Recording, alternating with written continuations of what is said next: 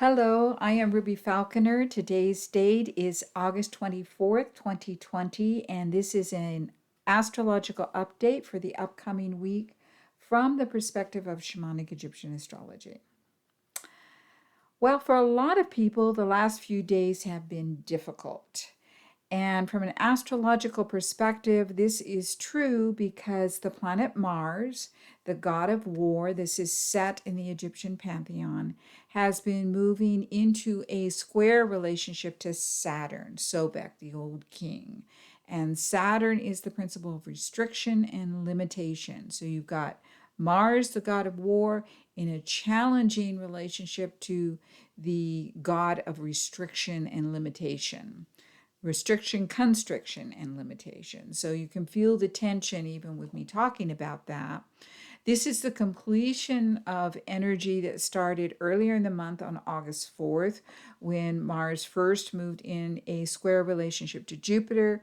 It then moved into a square relationship to Pluto, and it is now today in a square relationship to Saturn. These are the great shift planets. This continues. I've been talking about this. Mars will be a major player on the astrological scene for the rest of the year. Mars will turn retrograde next month on September 9th and will remain retrograde until November 13th. And during that time, Mars will form a second square relationship to the great shift planets. And all of this is going to complete itself in December and January. And that's when this particular energy around the great shift planets will also begin to dissipate. So Mars remains extremely important in the work that this great shift energy represents, which is the ongoing and continual dismantling of the structure, the container of society, which is what 2020 is about. Now, because it's Mars, it means that the heat is being turned up. And that's not going to stop. We're going to have more conflict, more arguments, more aggressive bullying tactics. We're getting closer to the election in the United States. Everything is being hyped up more and more and more, and that's not going to stop. So that energy is very much here. Just as Mars is completing its first pass to the great shift planets, we now have Venus moving into relationship to them as well. This one will move more quickly. Venus is in the sign Cancer, and Venus is tomorrow, the 25th, moving through an opposition to Jupiter. Venus will then move on and move into an opposition to Pluto and an opposition to Saturn. The opposition to Saturn will take place on September 2nd. So between tomorrow, the 25th, actually today, and then September 2nd, the next week or so, we've got Venus moving in opposition to the great shift planets as well. So Mars, the yang pole of sexuality, the masculine pole, Venus, the feminine pole, the yin pole. Mars is about aggression, action. Venus is about receptivity. Mars is in its own sign in Aries, so the action is directed toward impulsivity, fire, movement, creativity, as well as aggression, depending on the situation. Venus is in the water sign Cancer, about safety, home, family. All of this is up. I don't know how better to describe the times that we live in, but this energy is very prominent, very strong, and it continues to be part of what we're dealing with. So that's going on this week. We have Mars moving forward a little bit, still in relationship to Saturn. Mars is starting to slow down from our perspective here on Earth because it will be turning retrograde. And now Venus is coming into the picture and activating the great shift planets as well. So we have ongoing activation of the great shift planets. And we do have now a little bit of a shift in energy that revolves around the planets Mercury and the Sun, both of which have now moved into the sign Virgo. Virgo is an earth sign, and they are going to be moving into a different kind of relationship with the great shift planets towards the end of the week.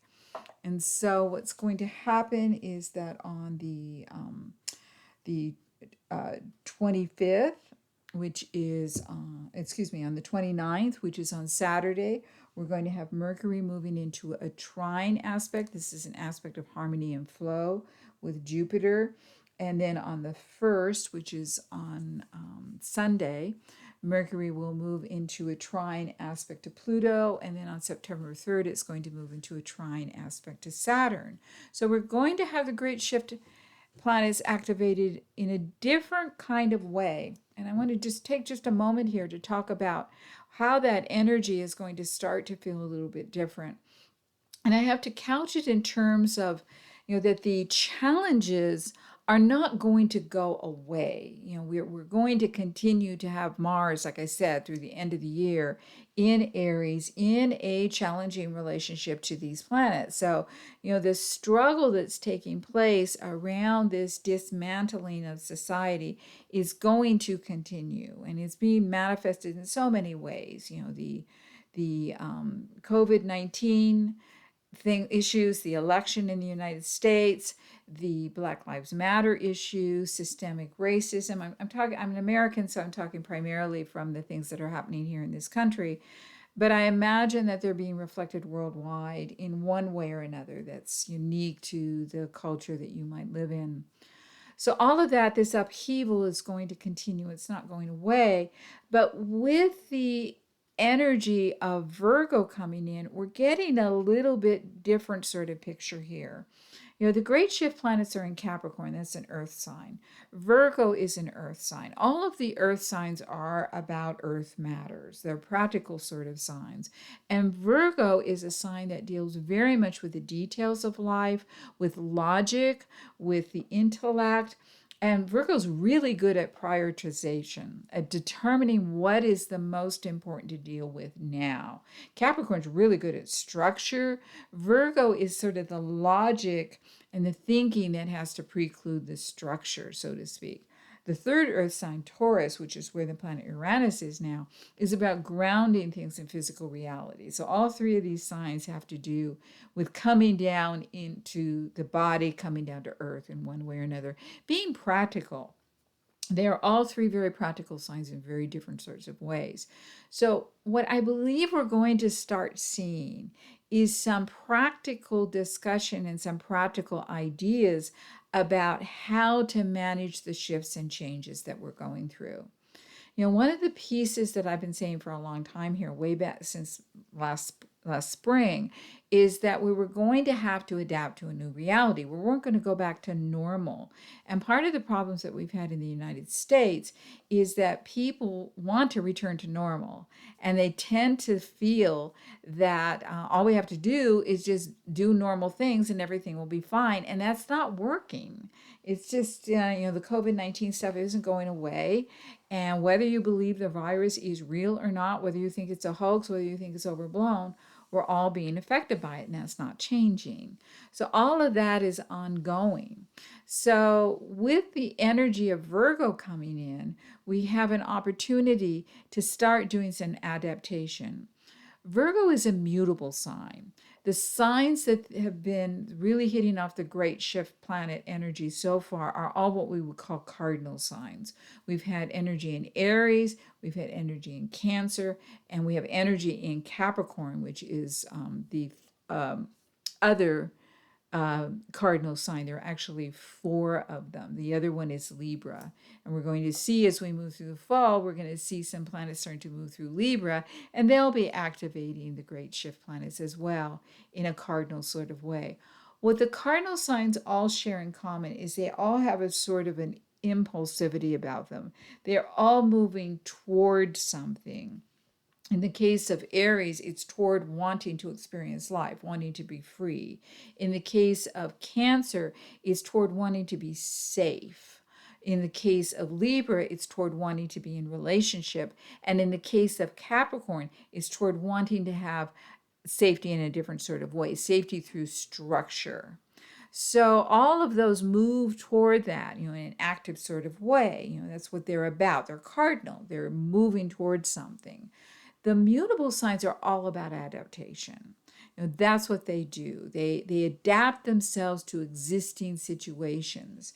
So there is a possibility that during this time that we have the Sun and Mercury both in Virgo, and it's not going to be for a long time. It's only going to be through, September, through mid-September, moving on. The Sun will move into Libra in on September 22nd, and Mercury moves into Libra. Excuse me, I'm going to have to look that one up because I don't have it in my mind. So bear with me for just a second here.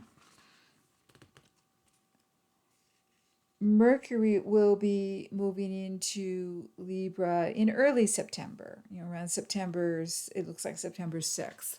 So we don't have a lot of time with Mercury in Libra. We do have Mercury in Virgo. We do have a longer period of time with the Sun in Virgo. And so there's a possibility, not a big window, but a possibility of us moving into some kind of practical adaptation to a new normal, and to have some ideas as to what is the most important things to do, what are our priorities around creating that. So that gives me a little bit of hope that in the midst of this intensity and in the midst of these change that we're going through, we're going to have an opportunity to ground ourselves a little bit in some practical ideas of what we need to do in order to adapt to a new reality.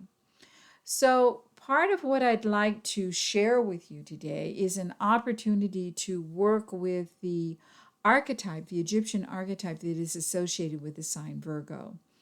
Her name is Nekhbet, and that is spelled Nekhbet. She is the vulture goddess of ancient Egypt. And if you go to Egypt, you will see her image, and she's always shown as a vulture with her wings outspread, and she's multicolored. It's the most beautiful vulture you're ever going to see. She's multicolored, and her wings are outspread. She's often shown over the entryway to the most sacred parts of the temples of Egypt. And the idea here is that in order to enter the Holy of Holies, you need to get past Nekhbet. She is the wise grandmother. She's the Crone Priestess. She is the one who is going to kind of look at you to see if you're worthy to come into this space. And if you think about the symbolism of vulture, vultures are birds that eat carrion, they eat prey. They're capable of eating decaying bodies of animals, and sometimes they're called nature's garbage disposal. And they serve a very useful purpose because by eating this carrion, they're capable of standing there, capable of putting their beaks into these decaying bodies without getting sick. What would be poison to somebody else does not poison them. To poison to another animal or poison to a human, that's also, by the way, one of the marks of a shamanic energy is when we can ingest poison and it becomes nurturance. It does not become something that kills us. Snake medicine is like that as well. So there's this element of purifying, and that's very strong association with the sign Virgo. Virgo as a sign loves purity, doesn't always attain it, but loves it. It has historically been associated with the priest and the priestess caste, with the individual who puts their service ahead of everything else in their life.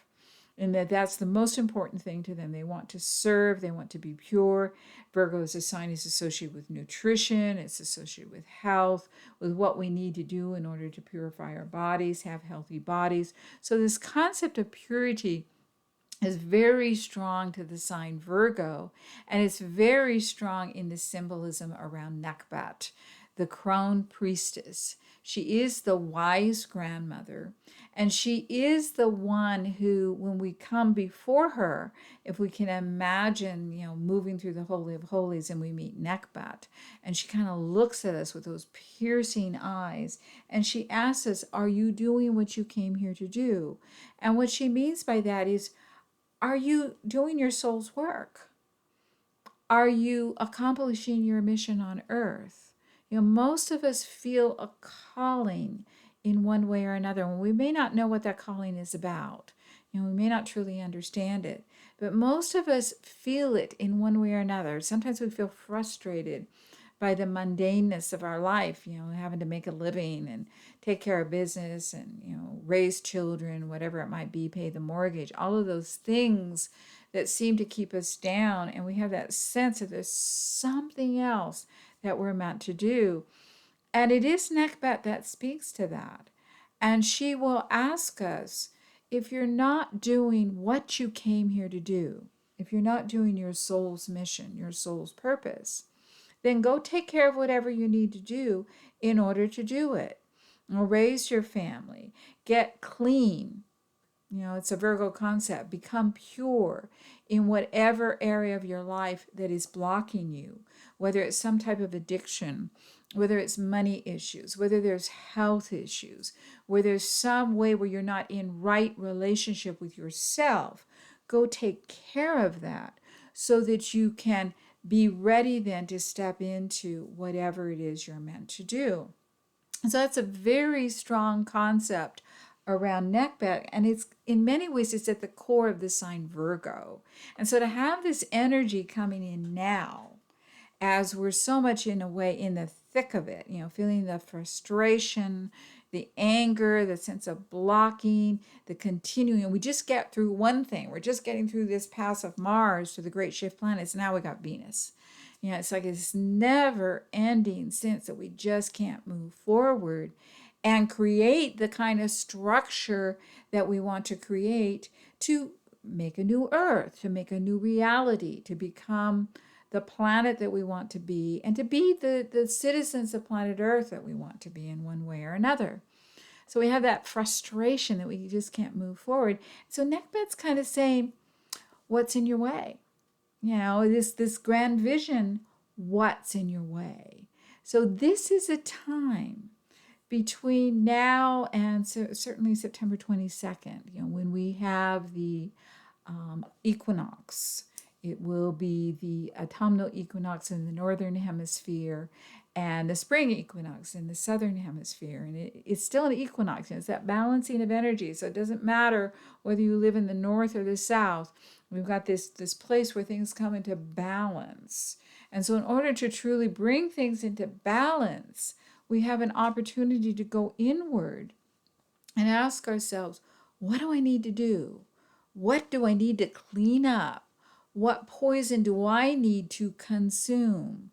And so in order to help us, we're going to call in Nekhbet, the wise grandmother, and we're going to ask her to give us a vision of what is ours to do in order to prepare ourselves to step into this new reality. She can help us prioritize. She can help us understand what we need to do first before we can move into the bigger vision. Sometimes we just want to jump into the bigger vision. Nekhbet's the one who comes along and says, no. You cannot attain that. You cannot achieve this until you take care of this, until you get right with your money, until you get right with your relationship, until you get right with your diet, until you get right with some addiction, until you look at something that you're not looking at. You can't move forward to that bigger vision. So I think this is an apt time to go on a little journey with the wise grandmother and let her share with us what it is that each of us most needs to work with, look at, acknowledge, begin to transform so we can move to that higher vision, that bigger vision of what we want to do, the role we want to play in the next evolution of planet Earth. This is a big story that we're all alive in right now. We're all players on a grand stage, and it's a big play that we're all involved in, and it's important. It's extremely important. In some ways, it's life and death. If we can't do this, we risk tumbling into an abyss that it will take a long time to get out of. So I want to invite everyone to take a nice deep breath. If you're sitting up, I want you to just drop your hands into your lap, put your feet flat on the floor. If you're lying down, that's fine. Just feel the surface beneath you that you're lying upon. Perhaps put your palms somewhere comfortably on your body. And breathe into your body. Nice deep breaths. Exhale fully.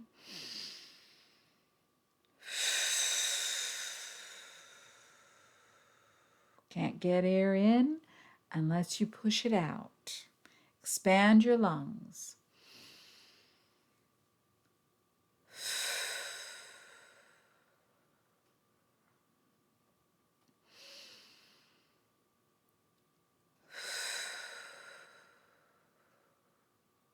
And I want you to imagine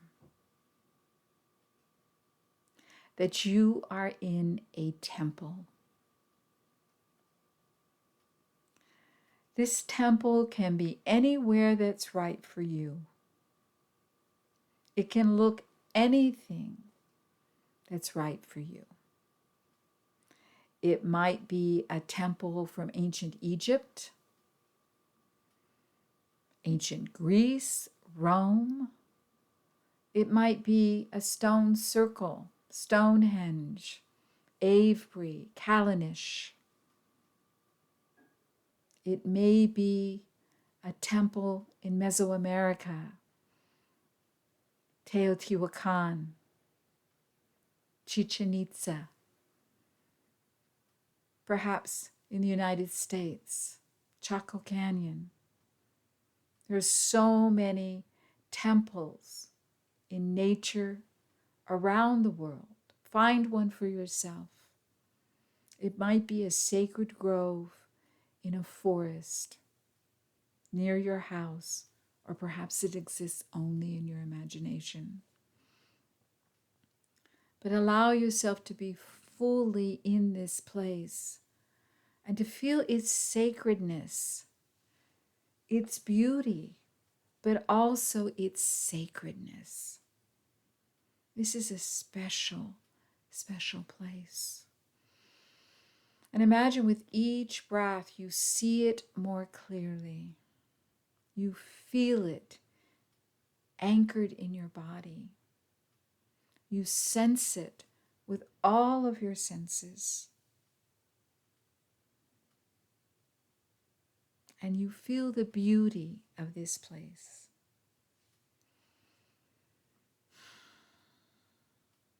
I want you to find a place to be comfortable in this sacred place that you have come to.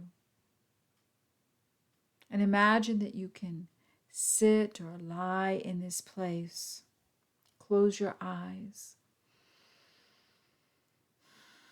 And I'm going to be quiet for about 30 seconds and let you just take in the energy of this amazing, incredible place that you have come to. Feel its sacredness. Feel it in every part of your body. Nice deep breaths. Breathe it in.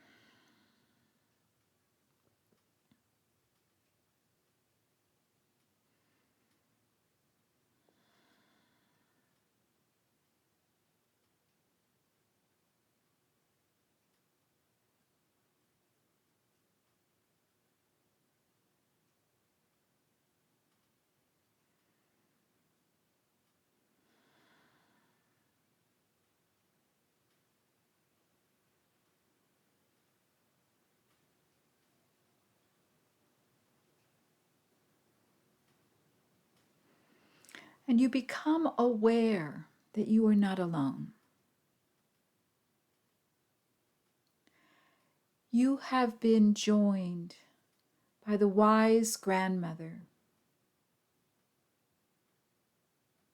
She may come in human form. She may come in animal form. She may come as a sense of an energy, but she is with you. This is Nekhbet. This is the keeper of the entryway to the Holy of Holies. And in some way, Nekhbet, the Crone Priestess, the wise grandmother, she reaches out to you and she enfolds you in a loving embrace.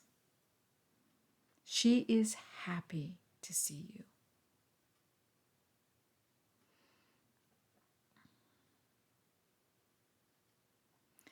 And as grandmothers tend to do, she wraps her arms around you or her energy around you. She pulls you close. And then she holds you back so that she can get a good look at you. And she looks you in the eye.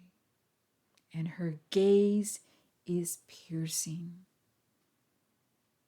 She looks all the way into your soul. She sees you, not with criticism, not to shame you. She sees you. She loves you. She wants the best for you. She wants you to step into being who you came here to be. She wants this for the evolution of your soul. And she wants it also for the gifts that you bring to planet Earth. And so she's going to show you now anything that needs to be worked with within you, anything that needs to be cleansed, purified, any toxin that needs to be consumed, anything that needs to be cleared up, addressed, so that you can move forward on your soul's path. So I'm going to be quiet now for a couple of minutes and let you go on a journey with Nekhbet as she shows you what it is that most needs to be purged, purified, cleansed from your being so as to free you to move into who you really are. Nice deep breath. Receive from the Crone Priestess.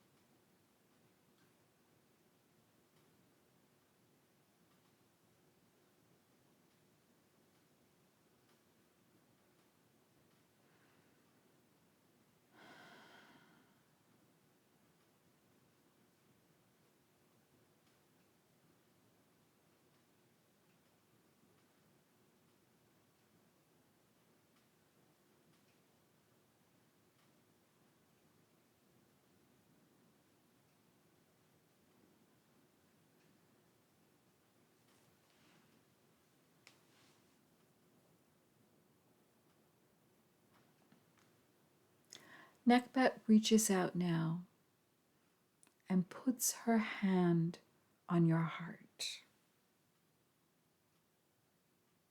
And she looks into your eyes and she transfers to you the courage and the determination to do what you need to do in your life in order to step fully into your soul's purpose. And you see in her eyes compassion and love, and also an expectation. She expects you to do what you came here to do your very best, to do your work so you can step into who it is that you are. You are needed. And she expects all her children to step up to the challenge.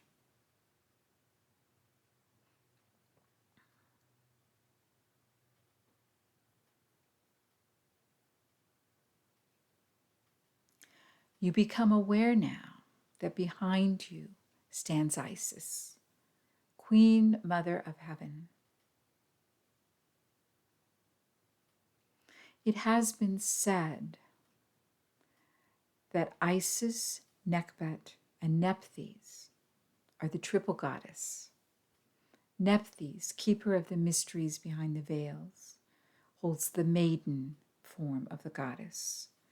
Isis, Queen Mother of Heaven, holds the mother form. And Nekhbet, keeper of the gateway to the Holy of Holies, she holds the grandmother aspect.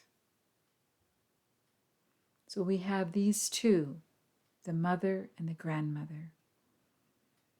So let yourself lean back into the loving arms of Isis. Feel her wrapping her rainbow wings around you. And feel in her an affirmation of the message that you have received from Nekhbet. Feel yourself held by both these aspects of the divine feminine. Generative, loving, and also challenging each of us to do our very best.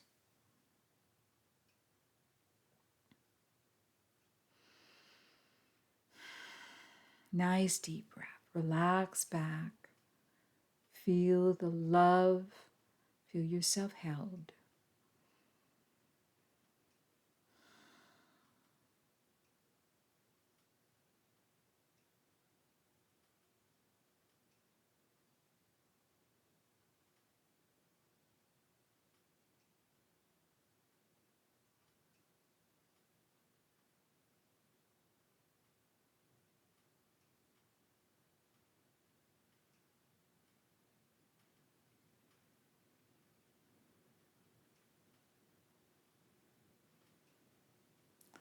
And take a nice deep breath. Give thanks to both these beautiful goddesses. Anchor the love, the compassion. Anchor it in your body. Breathe it in. And very slowly, let yourself come back into the room.